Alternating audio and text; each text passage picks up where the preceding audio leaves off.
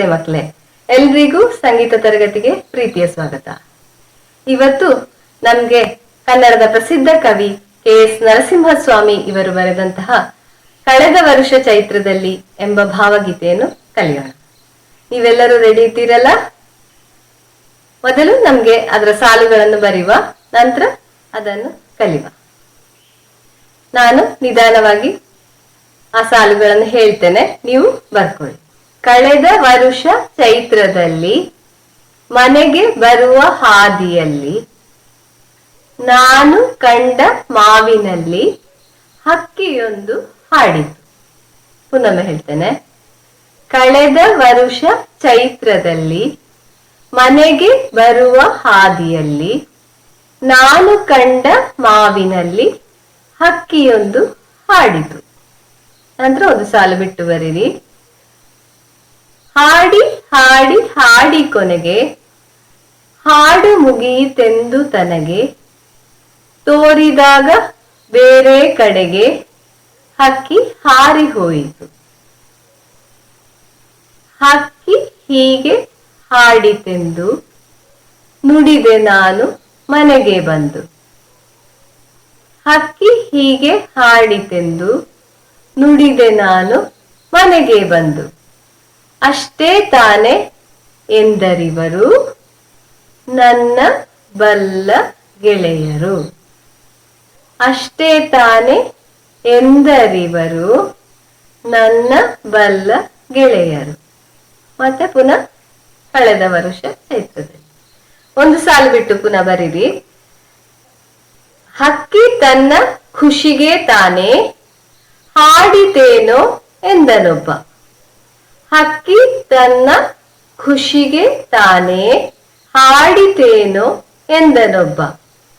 ರಾಗ ತಾಳ ಗೊತ್ತೇ ಅದಕ್ಕೆ ಕೇಳಿ ನೋಡು ಎಂದನೊಬ್ಬ. ರಾಗ ತಾಳ ಗೊತ್ತೇ ಅದಕ್ಕೆ ಕೇಳಿ ನೋಡು ಎಂದನೊಬ್ಬ. ಇಷ್ಟು ಸರಳವಾದ ಹಾಡು ತನಗೆ ಹಿಡಿಸದೆಂದನೊಬ್ಬ. ಇಷ್ಟು ಸರಳವಾದ ಹಾಡು ತನಗೆ ಹಿಡಿಸದೆಂದನೊಬ್ಬ.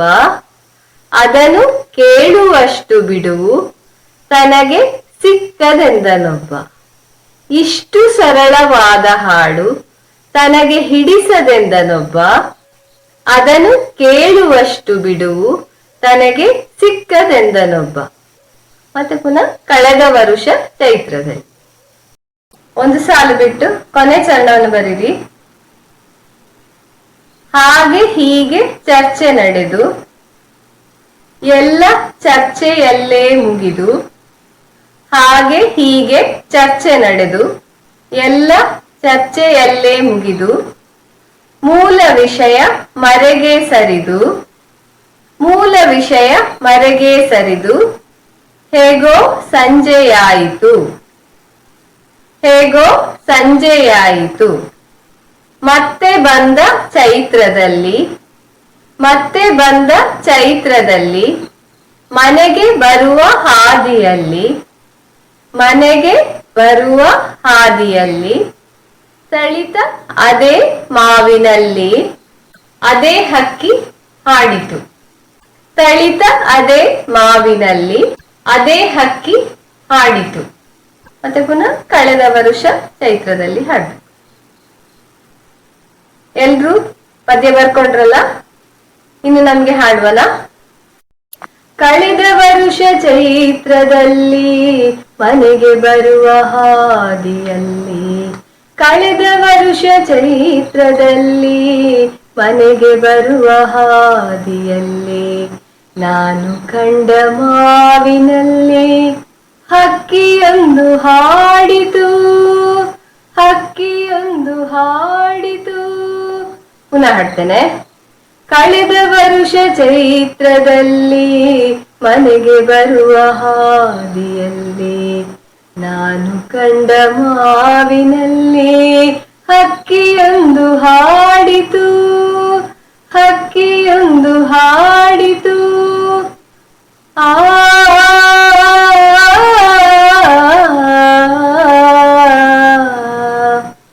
ಆ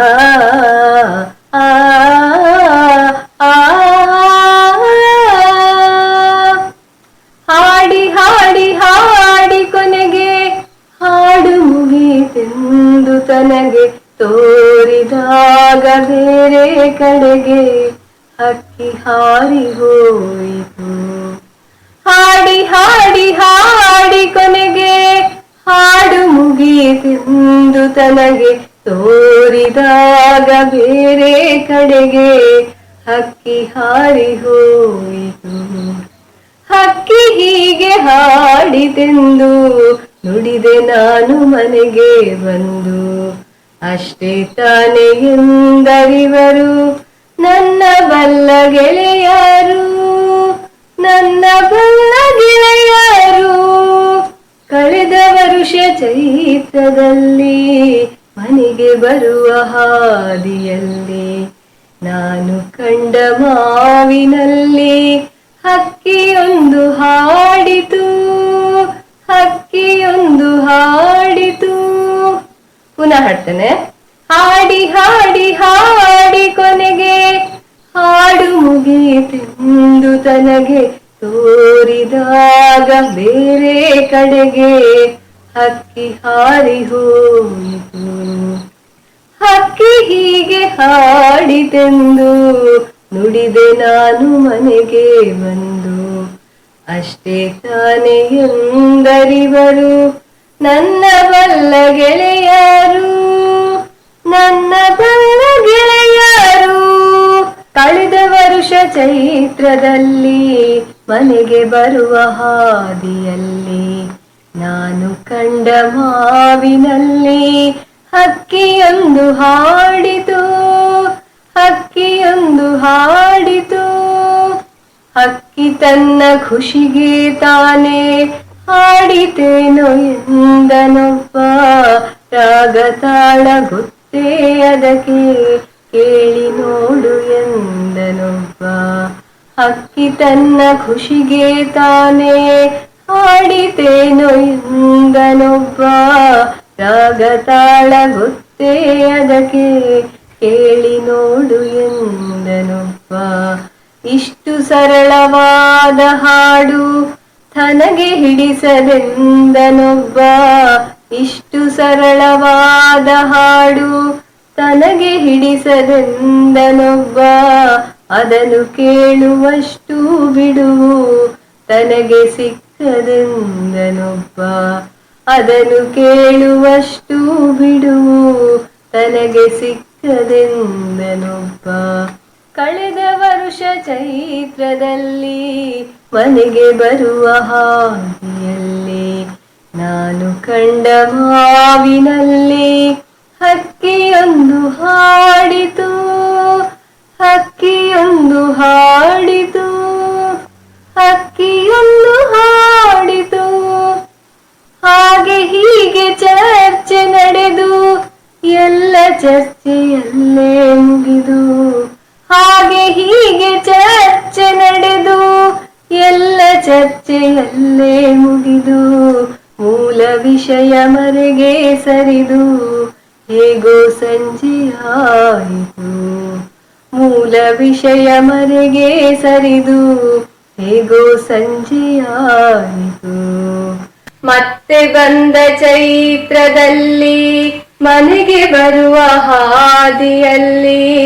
ಮತ್ತೆ ಬಂದ ಚೈತ್ರದಲ್ಲಿ ಮನೆಗೆ ಬರುವ ಹಾದಿಯಲ್ಲಿ ತಳಿತ ಅದೇ ಮಾವಿನಲ್ಲಿ ಅದೇ ಹಕ್ಕಿ ಹಾಡಿತು, ಅದೇ ಹಕ್ಕಿ ಹಾಡಿತು, ಅದೇ ಹಕ್ಕಿ ಹಾಡಿತು. ಕಳೆದ ವರುಷ ಚೈತ್ರದಲ್ಲಿ ಮನೆಗೆ ಬರುವ ಹಾದಿಯಲ್ಲಿ ನಾನು ಕಂಡ ಮಾವಿನಲ್ಲಿ ಹಕ್ಕಿಯೊಂದು ಹಾಡಿತು, ಹಕ್ಕಿಯೊಂದು ಹಾಡಿತು, ಹಕ್ಕಿಯೊಂದು ಹಾಡಿತು. ಈ ಭಾವಗೀತೆ ಎಲ್ರೂ ಕೇಳಿದ್ರಲ್ಲ ಮಕ್ಕಳೇ. ಇನ್ನು ಬೇರೆ ಬೇರೆ ಕವಿಗಳು ಬರೆದಂತಹ ಇನ್ನೂ ಹಲವು ಭಾವಗೀತೆಗಳಿವೆ. ಅದನ್ನೆಲ್ಲ ಸಂಗ್ರಹ ಮಾಡಿ ನಿಮ್ಮ ಪುಸ್ತಕದಲ್ಲಿ ಬರೆದಿಡಿ. ಮುಂದಿನ ತರಗತಿಯಲ್ಲಿ ಭೇಟಿಯಾಗೋಣ. ಧನ್ಯವಾದಗಳು.